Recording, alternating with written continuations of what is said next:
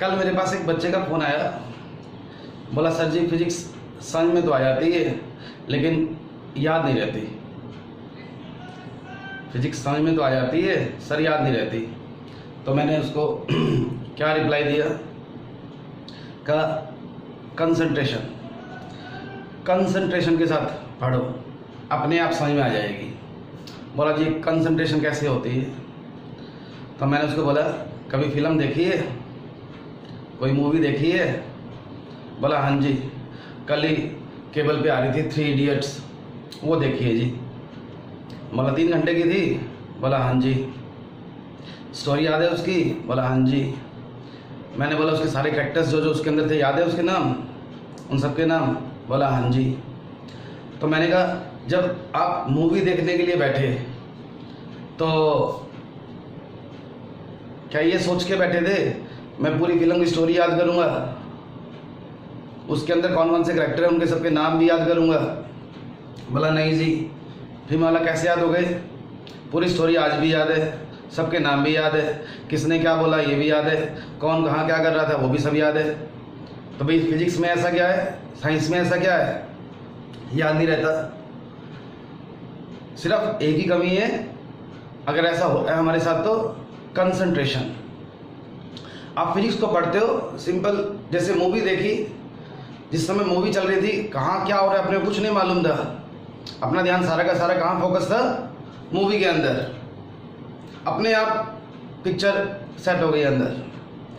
अब जब पढ़ते हैं हम लोग तो ये सोच के मत बैठो कि मेरे को याद करना है, मेरे को ये याद करना है, सिर्फ मेरे को समझना है कहाँ पर क्या चल रहा है, अपने को मालूम होना चाहिए। अपने आप अंदर पिक्चर तैयार हो जाएगी। 1 बार 2 बार स्टडी करोगे सब समझ भी आएगा और याद भी रहेगा। अब कई बार क्या होता है, ऐसे एग्जांपल देता हूँ एक, हम लोग रूटीन में बोलते कुछ है और उसका मीनिंग कुछ और निकलता है। कैसे? छोटा सा एग्जांपल, घर में कभी आपको बोला है अपने पेरेंट्स ने, मम्मी ने, पापा ने आटा पिसवा के लाओ? कभी तो बोला होगा, पिसवा के लाए होंगे? हाँ जी। अब देखो मैंने जो बोला आपको समझ में आ गया, लेकिन जो मैंने बोला वो गलत है। गलत कैसे? आटा कहाँ पिसवा के लाते हैं? हम तो गेहूं पिसवा के लाते हैं। अगर आटा ही होता तो क्यों पिसवा के लाते? गेहूं पिसवा के लाते हैं। तो रेयरली कोई बोलता है गेहूं पिसवा लाओ, बोलते हैं आटा पिसवा लाओ चक्की से। गलत बोला तो समझ में आया। एक और एग्जांपल देता हूं, कभी रेल में बैठे हो, रेल में स्टेशन पे खड़े हैं, ट्रेन का इंतजार कर रहे हैं और दूर से दिखाई दे गई, ओ रेल आ गई, रेल आ गई, रेल में बैठ जाओ। बोलते हैं ऐसा, कभी तो हुआ होगा। अब देखो इसमें क्या गलत बोला मैंने, अपनी डिक्शनरी लेके देखना। रेल बोलते हैं पटरी को, वो रेल गाड़ी आती है, रेल पे चलने वाली गाड़ी, रेलगाड़ी। लेकिन रूटीन में बोल देते हैं हाँ भाई दिल्ली जा रहा है, कैसे जाएगा? रेल से जाऊंगा जी। अरे रेल से कैसे जाएगा? रेल के ऊपर तो गाड़ी चलती है, तो रेलगाड़ी से जाऊंगा, ट्रेन से जाऊंगा। तो गलत बोलते हैं, वो भी समझ में आ जाता है।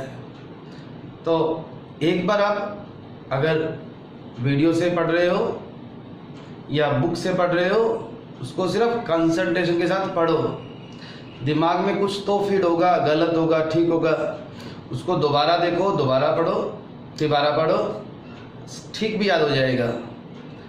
अभी तो कुछ नहीं मालूम, सब ब्लैंक है अपना माइंड, लेकिन जब धीरे धीरे धीरे धीरे पढ़ेंगे समझ में आएगा तो ठीक भी आएगा।